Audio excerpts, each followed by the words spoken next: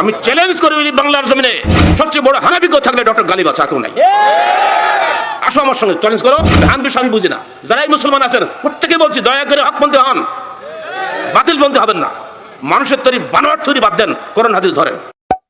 জমিলে লাফালাফি করো, এটা সুন্নত মানো না, সুন্নতুল জামাত। জামাত মানে জামাতের সাহাবা, সাহাবাদের কথা শোনো না, তুমি আহলে সুন্নতুল জামাত মানো। তো একটা মজা তো কালকে হলো, ও তো 400 বছর পরে হয়েছে, 74 শতাব্দী হিজরিতে তৈরি হয়েছে। এগুলো তো লাফালাফি কেন? আমি দেখবো কোরআন এবং হাদিস মানে কিনা, ঠিক না? বলেন আল্লাহ রাসূলের জীবনের শেষ বিদায়ের হজের ভাষণটা কি ছিল? বলেন আমার সঙ্গে, তারাক তৌফিক আমরাইন লান তাদিল্লু মা মাসসাকতুম বিহিমা কিতাবুল্লাহ ওয়া সুন্নাতুন নবিয়্যিহি। আমি চলে যাচ্ছি দুনিয়া ছেড়ে, আগেরবার হজ করতে পারবো কিনা জানি না। আমি তোমাদের কাছে দুটা বস্তু ছেড়ে যাচ্ছি, যতদিন মানুষ এই দুটো বস্তু ধরে থাকবে কঠিনভাবে, ততদিন তারা পথভ্রষ্ট হবে না। একটা হলো আল্লাহর কিতাব, আর দুটা হলো তার নবীর সুন্নাহ।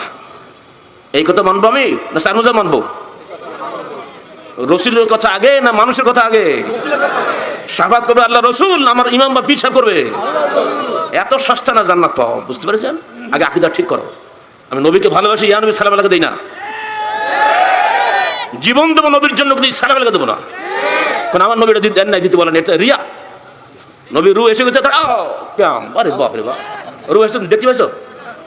এবার আমার দাদা রুহ তো আসতে পারে, মা বাবার রুহ তো আসতে পারে। নবীর রু আসলো মক্কা থেকে, এখন একটু টের পাইছো? আসলো না আসলো? একদিনে 1 ঘন্টায় কয়েকশো মিলাদ হয় সারা পৃথিবীতে, তো একটা মানুষ কয় জায়গা যাবে? তাহলে কি ওনাকে আল্লাহ বানিয়ে দিয়েছো তোমরা? এই সমস্ত কথা বলে মানুষকে ধোকা দিয়ে যারা ব্যবসা করে জিলেবি খাই বেড়ায়, এদের কথা শুনতে হবে না হাদিস কোরআন মানতে হবে?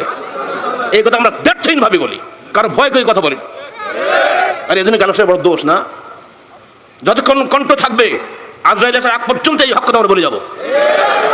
প্রত্যেককে বলছি, ভাব যারা মুসলমান এখানে আছেন, আমি হানফি আমি বুঝি না, যারাই মুসলমান আছেন প্রত্যেকে বলছি দয়া করে হকপন্থী হন, বাতিলপন্থী হবেন না। মানুষের তৈরি বানোয়ার তৈরি বাদ দেন, কোরআন হাদিস ধরেন।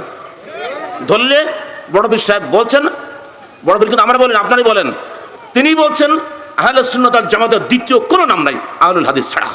খালাস, আমরা সেই নাম বলি। এটা একটা বৈশিষ্ট্যগত নাম, এটা বৈশিষ্ট্যগত নাম।